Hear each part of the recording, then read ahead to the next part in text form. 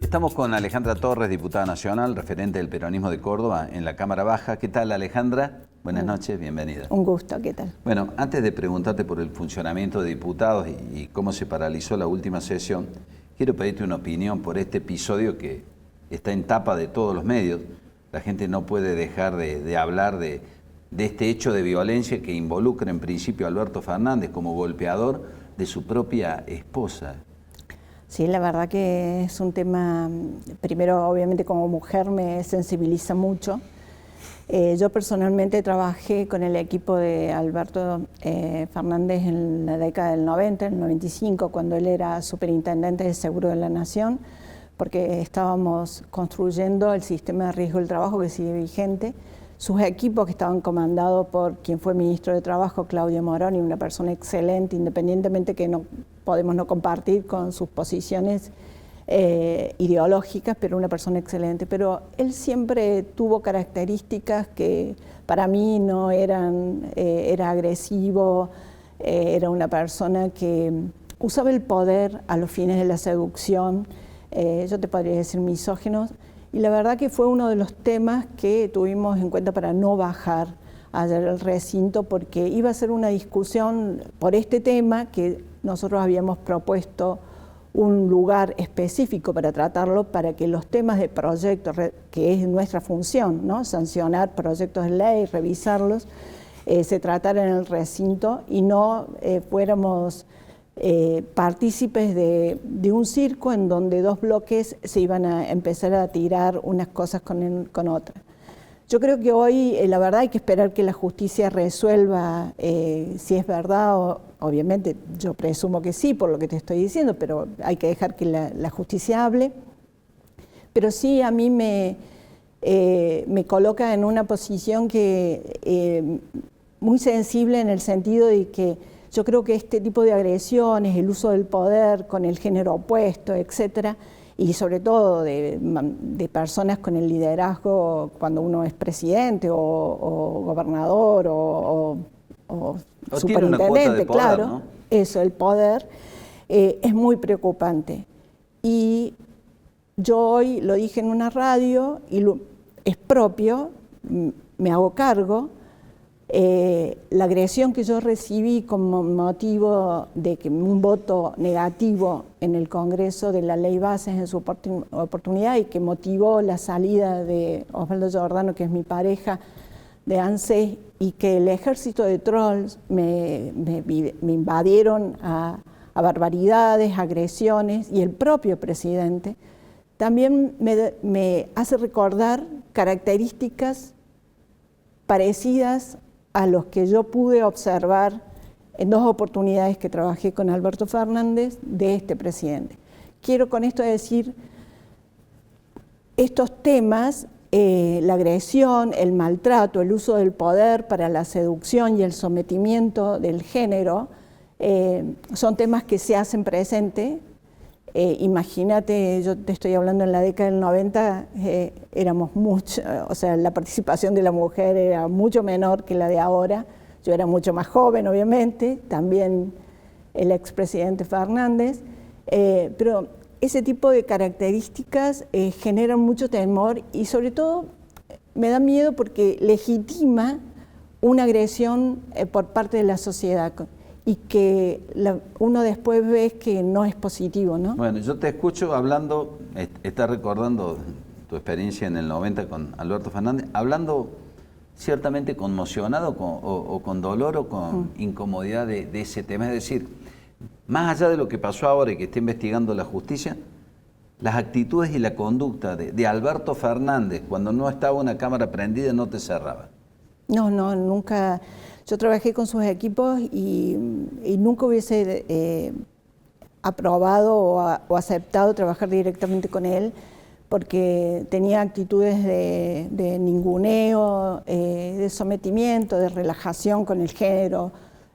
Sí, no, personalmente no era de mi agrado trabajar con ese tipo de características de un jefe, ¿no? Entonces, cuando veo eso y reproduzco lo reciente que me pasó en la historia, me genera de nuevo conmoción como me generó en esa oportunidad. Sí, porque, bueno, a ver, en tu caso, cuando Osvaldo pierde su cargo en ANSES, le recriminaron tu voto, es decir, ¿cómo no controlás a tu esposa? Y eso lo dijo del presidente de la Nación para abajo, o sea, vos sos una cosa que depende de un hombre, de un macho que le dice a su esposa que está en el Congreso, que descuentan que parece que la puso él, ¿cómo hace esto si a vos te damos un empleo o un trabajo?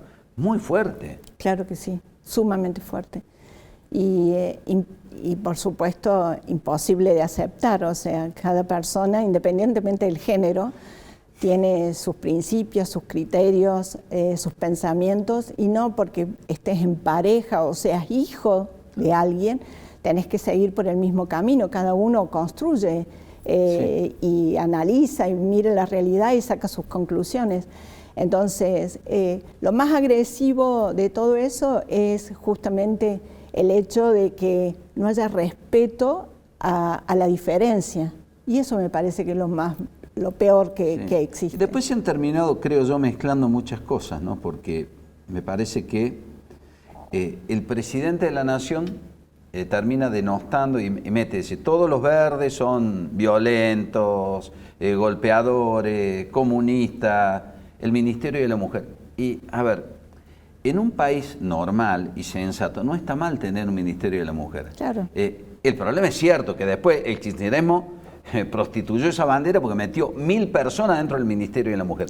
Como concepto no está mal tener un Ministerio de la Mujer, está mal lo que hizo el kirchnerismo, con la lucha por los derechos humanos, con la cuestión de género, con el INADI. O sea, se demoniza el concepto de tener un INADI. El problema no es tener un INADI, el problema es meter un montón de come gratis adentro de esas instituciones, ¿no? Pero ha quedado todo mezclado y yo siento a esta altura, no sé, aprovecho que la charla pintó para ese lado, que por ahí estoy dando como una batalla que está como perdida, porque nadie te escucha, hay un fanatismo de los dos lados, entonces...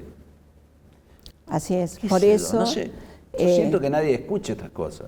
No, y realmente hay que ser muy valiente para decirlas, porque la gente es capaz de volver a agredirte como consecuencia de lo que vos decís. Están todos fanatizados con ciertas cuestiones que no escuchan lo que uno, la verdad que uno tiene, claro, le guste o no le guste. Todos tenemos una cuota aparte de la verdad. También es cierto lo que dice el presidente. Metieron 1000 personas en el Ministerio de la Mujer, cosas en las cuales tiene razón. Eso no quiere decir que sea mala palabra haber tenido un Ministerio de la Mujer y haber intentado trabajar en políticas de género, ¿no? Es lo mismo que si vos tuvieras un auto y lo utilizas al auto para llevar por delante a la gente o pasar, hacer infracciones en la carretera. Sí. No es lo mismo, o sea, vos podés tener un instituto y lo bueno es que el instituto funcione bien y que sea eficiente. O sea, lo malo es esto, que vos puedas incorporar un montón de gente simplemente como la vieja política, la política esa de la militancia, que yo te doy este cargo a los fines de que vos me ayudes a conseguir más gente, eso es lo malo. Pero pasa también en el Congreso, nosotros tenemos en el Congreso 14.000 empleados. Y la verdad que yo me... 14.000 sí, empleados. Sí. ¿Una ciudad? Sí, sí. Una ciudad viviendo del Congreso. Sí, en la biblioteca solo hay un número de, si no mal recuerdo, de 4.000 empleados. Es un número sumamente importante y que no es que el Congreso esté mal tener empleados, lo malo es tener esa cantidad de empleados que ni para ellos es bueno, porque cada uno cuando está en un cargo quiere desarrollar su proyecto de vida, quiere sentirse estimulado, incentivado, participar. Entonces cuando tenés tanta cantidad de gente que obviamente no puede participar porque somos 257 diputados, algo pasa. Que gente que no está haciendo nada y empieza así, vos podrás recibir todos los meses en tu cuenta el salario que te dará bienestar, etcétera, pero esto de que vos construís tu proyecto de vida no lo podés hacer. Y eso causa mucha frustración y causa todas estas cosas que uno está viviendo en la sociedad, ¿no? Desánimo, falta de incorporación de valores, el valor del esfuerzo, del sacrificio por tu vida, por tu proyecto. Eso es lo lamentable. Alejandra, quedaron esta semana ustedes al medio entre el oficialismo y el kirchnerismo, porque había varios temas para pasarse factura entre ambos bloques, ¿no? ¿Qué teníamos en danza para esta semana? No, teníamos más de 14 proyectos que tratar en el recinto. Lo malo que sucedió es que, bueno, desde que nosotros asumimos el 10 de diciembre, la verdad que el funcionamiento del Congreso no ha sido lo ordenado y normal que uno espera. Bueno, al principio todo el mundo considera que es como consecuencia de la novedad, de que hay un poder político que asume que no tiene experiencia en el manejo del Congreso, etcétera. Entonces, pero uno le dio todas las chances en oportunidad del tratamiento de la ley base y después cuando seguimos funcionando. Pero lo cierto es que el desorden es infinito. Entonces, por ejemplo, yo que estoy en 9 comisiones y soy muy responsable de mirar cada proyecto que llegue a analizarlo, las comisiones te citan de un día para otro, no te acompañan los proyectos, a veces llegás, como me pasó a mí, llegué a una de las comisiones y vino un empleado y me dice, este es el dictamen de mayoría para firmar. Yo digo, ¿cómo voy a firmar un dictamen de mayoría si yo no he leído? No sé si estoy de acuerdo o no estoy de acuerdo.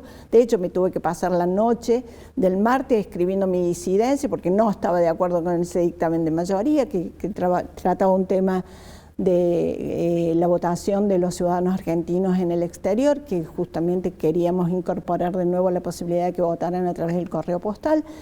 Y así, cuando llegamos a la labor parlamentaria para ordenar cómo iba a ser la sesión, como había tantos proyectos importantes para el bienestar de la ciudadanía que tratar, nos dijeron que estimativamente eran 24 horas que teníamos que trabajar. Imagínate 24 horas, pero al inicio se iban a abordar las problemáticas se les llaman todas cuestiones vinculadas, por ejemplo, de Alberto Fernández, lo de Venezuela, el tema de la visita de algunos diputados del bloque oficial esa patética reunión con Astiz. Bueno, había muchos cruces de facturas, finalmente la reunión no se llevó a cabo. Hay otra cuestión que pasó al Senado, que ustedes le dieron media sanción, que es la mejora jubilatoria. ¿Es pagable esta mejora jubilatoria que ustedes... decime, ¿en qué cambia lo que está pagando hoy el gobierno sintéticamente? No, primero hace un reconocimiento de 8 puntos de inflación que fue del mes de enero que dejaron de tener presente en el momento de las actualizaciones. Segundo, o sea que si eso no se paga, ya lo ha dicho la Corte en varios fallos, la justicia está abierta a volver a resolver y el tema es que no se pagará ahora, pero se va a pagar con el tiempo, porque la justicia ha dicho que no se puede saltear un mes sin recomponer la situación de los jubilados con el índice de precios del consumidor. Es decir, que incorporar esa variable es un tema de legitimidad y justicia para los jubilados. Y cuando expuse esa propuesta y llevé adelante el dictamen de mayoría, lo mostré con los números porque soy totalmente consciente y sí apoyo la posición del presidente de que debemos ser muy cautos en que gastar exactamente lo que ingresa o menos, pero no fomentar la inflación y este proceso, no gastar más de lo que tenemos. Eso es como una medida lógica que le hemos llevado adelante en la provincia de Córdoba. Siempre ha sido un principio rector para nosotros, no gastar más de lo que ingresa. Entonces le llevé los números y le hice los cálculos pertinentes en que con los recursos existentes, los recursos tangibles privados existentes en el Fondo de Garantía, alcanzaba y sobraba para pagar más de un año la recomposición salarial con la fórmula que estábamos dictaminando. Sin embargo, nunca quieren tocar el Fondo de Garantía. Vos me preguntarás por qué. No sé que el Fondo de Garantía se utiliza para muchas cosas, quizás este tema de seguro tenga que ver, no voy a ser yo la que lo tenga que decir, pero lo cierto es que ese fondo con los recursos privados, no los recursos públicos, digo esto en términos de acciones, que sí es factible de compensarse para bajar el tema de la deuda del Estado Nacional, pero con los recursos privados es totalmente financiable la propuesta de mejora de los jubilados. Y además pagar a las cajas previsionales, como la Caja de Córdoba y otras 13 cajas que no han transferido las cajas. Y acá hay que hacer una aclaración muy fuerte, porque no es que le estamos pidiendo a los cordobeses, a la Nación, a ANSES, que nos pague en todo caso la fiesta que si queremos nosotros hacer, en que le queremos pagar más a nuestros jubilados ex empleados públicos. Eso no le estamos pidiendo, eso lo hacemos nosotros los cordobeses, mejoramos las jubilaciones de nuestros empleados públicos con recursos propios. Lo que le pedimos al Estado Nacional, ANSES, es que con recursos que nosotros pagamos los ciudadanos cordobeses al ANSES, que son coparticipables y que hemos renunciado a la coparticipación para pagar las jubilaciones de todos los jubilados que se financian con ANSES, pague lo que le cuesta a ANSES administrar nuestra caja, así como le paga a los jubilados de la Cava, de Catamarca, etcétera, la administración, las jubilaciones de sus jubilados, que también pague la administración de lo que sería si ellos administraran nuestra caja de jubilados. Alejandra, gracias por haber venido. Un gusto. Un placer, gracias.